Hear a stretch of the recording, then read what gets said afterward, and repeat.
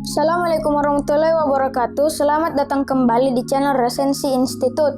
Buku yang akan saya resensi kali ini berjudul Bimbingan Islam untuk Generasi Milenial Part 6 yang memiliki 3 sub pembahasan dan masing-masing memiliki pelajaran yang juga akan dibahas. Oke, langsung saja kita pada tahapan pertama, yaitu pikiran dan kalbu.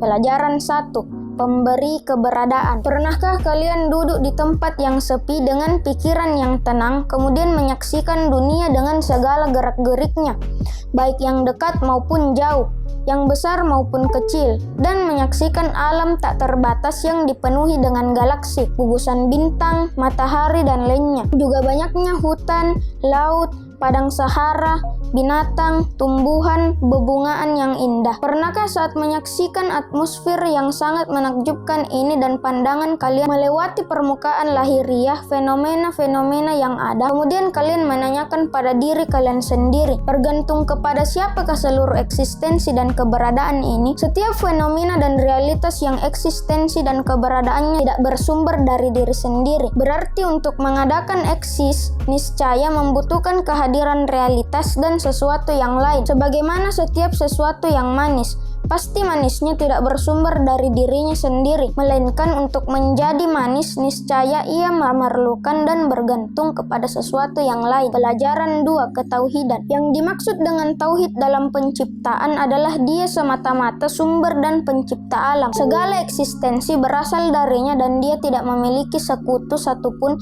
dalam melakukan aktivitas kepenciptaan. Dengan ungkapan lain, alam tidak muncul dari sumber-sumber yang beragam. Al-Quran mengingatkan hakikat yang maha agung ini kepada manusia dan memperingatkan untuk waspada pada setiap kecenderungan ke arah kemusyrikan. Tahapan kedua, konsisten dalam gerak. Pelajaran 3. Kembali. Di antara makhluk-makhluk yang ada di sekitar kita, tumbuhan dalam jumlah yang lebih sedikit dan hewan dalam jumlah yang lebih banyak bisa beradaptasi dan mengubah lintasan geraknya saat menghadapi kondisi dan rintangan-rintangan yang terjadi di luar. Akan tetapi, tidak satupun dari mereka yang bisa melakukan revolusi dan perubahan internal ataupun menyikapi kecenderungan-kecenderungan yang terjadi di dalam dirinya. Manusialah satu-satunya eksistensi yang mampu menyiksa dirinya dengan dosa atau bangkit melawan kecenderungan-kecenderungan buruknya untuk melawan revolusi diri. Tahapan ketiga, berada dalam lintasan. Pelajaran 4. Landasan-landasan kemandirian. Sebagian dari program-program yang dilakukan oleh manusia muslim adalah berupaya untuk membangun masyarakat berdasar pada karakter Islami. Dari sinilah sehingga penting bagi kita untuk mengenal terlebih dahulu berbagai tolok ukur sebuah masyarakat Islam yang telah diperkenalkan oleh Al-Quran, yaitu Rasulullah dan para imam maksum alaihissalam. Setelah itu baru kita berusaha semaksimal mungkin untuk berupaya dan membuat program guna membumikan hal-hal di atas secara maksimal dalam masyarakat. Pelajaran 5. Rencana untuk hari esok. Mungkin saat melihat tujuan besar ini pada pandangan pertama yang bertujuan menciptakan masyarakat dan peradaban Islami, lalu membandingkannya dengan kemampuan dan kemungkinan-kemungkinan yang ada, akan terdapat orang-orang yang beranggapan bahwa rancangan seperti ini hanyalah sebuah harapan yang muluk-muluk dan bahwa mencapai tujuan yang seperti ini teramat jauh dari jangkauan.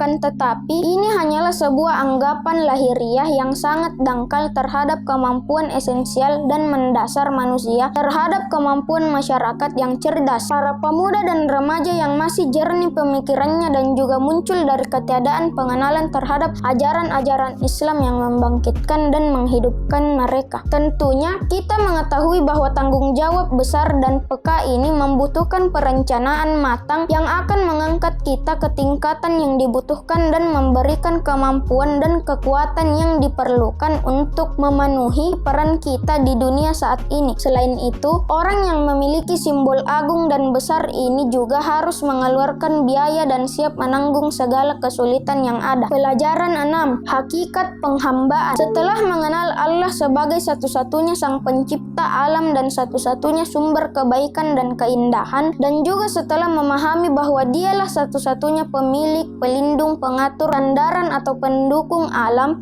kita bisa menyimpulkan bahwa hanya Tuhanlah satu-satunya wujud yang layak untuk disembah, yaitu bahwa satu-satunya sesembahan hakiki manusia adalah Allah. Demikian juga ketaatan kepada Allah juga meniscayakan ibadah, penghambaan dan ketaatan kepada siapapun jika tidak didasarkan kepada ketaatan kepada Allah, maka akan menjadi perbuatan yang salah dan tidak pada tempatnya. Oleh karena itu, ketaatan kepada Rasulullah Shallallahu Alaihi Wasallam dan kepada para penerusnya merupakan keniscayaan tauhid dalam ibadah, karena hukum dan perintah ilahi sampai kepada manusia melalui rasul dan penerusnya. Tanpa mengikuti dan taat kepada mereka, tidak mungkin ada ketaatan kepada Allah. Oleh karena itu, yang dimaksud dengan tauhid dalam ibadah adalah kita hanya menyembah Allah yang Maha Esa, pasrah dan tunduk kepada seluruh perintahnya. Seluruh perbuatan yang kita lakukan hanyalah dengan niat ketaatan kepadanya dan untuk memperoleh keridhaannya. Ada pertanyaan?